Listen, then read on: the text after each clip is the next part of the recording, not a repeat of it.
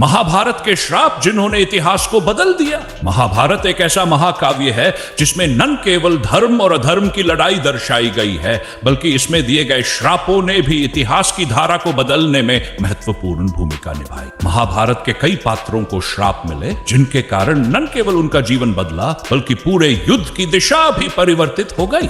इस लेख में हम ऐसे ही कुछ महत्वपूर्ण श्रापों की चर्चा करेंगे जिन्होंने महाभारत की कहानी और उसके प्रभाव को गहराई से प्रभावित। कौरवों का विनाश, गांधारी का श्राप। महाभारत युद्ध के बाद जब कौरवों की हार हुई और दुर्योधन का वध भीम के द्वारा हुआ, तब गांधारी अत्यंत दुखी और क्रोधित थी। उन्होंने भगवान श्री कृष्ण को श्राप दिया कि जिस प्रकार मेरे कुल का नाश हुआ है, उसी प्रकार यादव कुल भी नष्ट हो जाएगा। गांधारी के इस श्राप के कारण ही महाभारत युद्ध के 36 वर्षों बाद यादव वंश का अंत हुआ और स्वयं श्री कृष्ण ने भी एक व्याध के हार के हाथों अपना देह प्रभाव। गांधारी के श्राप ने यह सुनिश्चित किया कि महाभारत का अंत केवल कौरवों की हार तक सीमित नहीं रहेगा, बल्कि कृष्ण के यादव वंश का भी संहार होगा। द्वारका का पतन और यादवों के आपसी संघर्ष का कारण भी यही श्राप बना। कर्ण का कवच कुंडल और परशुराम का श्राप। कर्ण को माता कुंती ने जन्म के तुरंत बाद त्याग दिया था और उनका पालन पोषण एक सारथी के घर हुआ। वे एक कुशल योद्धा बनना चाहते थे, इसलिए उन्होंने परशुराम से शिक्षा लेने का निश्चय किया, लेकिन परशुराम केवल ब्राह्मणों को ही शिक्षा देते, इसलिए कर्ण ने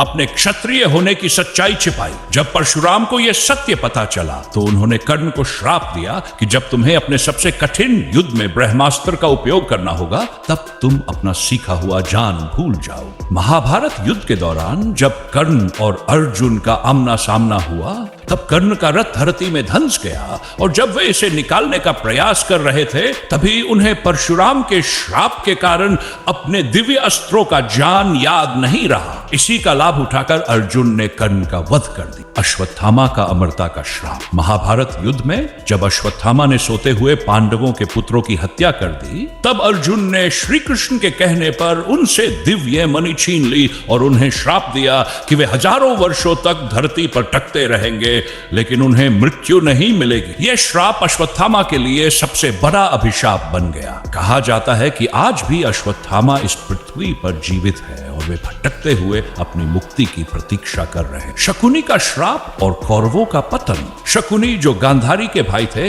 ने अपनी बहन के अपमान और अपने परिवार के कष्टों का बदला लेने के लिए दुर्योधन को युद्ध के लिए उकसाया। उन्होंने महाभारत युद्ध की नींव डाली। कहा जाता है कि शकुनी के पिता को हस्तिनापुर के राजा ने बंदी बना लिया था और उन्हें भूखा रखा गया, जिसके कारण वे धीरे धीरे मरे। मरने से पहले उन्होंने शकुनी को यह श्राप दिया कि वह अपने कुटिल नीतियों से कौरवों के विनाश का कारण बनेगा। प्रभाव। शकुनी ने अपने पिता के श्राप को पूरा किया और अपने कूटनीतिक कौशल से कौरवों को नष्ट करने में महत्वपूर्ण भूमिका निभाई। उर्वशी का अर्जुन को श्राप। जब अर्जुन स्वर्ग में दिव्यास्त्र प्राप्त करने गए, तब अप्सरा उर्वशी उन पर मोहित हो गई, लेकिन अर्जुन ने उन्हें अपनी माता के समान सम्मान दिया, जिससे क्रोधित होकर उर्वशी ने उन्हें श्राप दिया कि वे 1 वर्ष तक नपुंसक बने रहेंगे। प्रभाव। यह श्राप अर्जुन के लिए वरदान बन गया।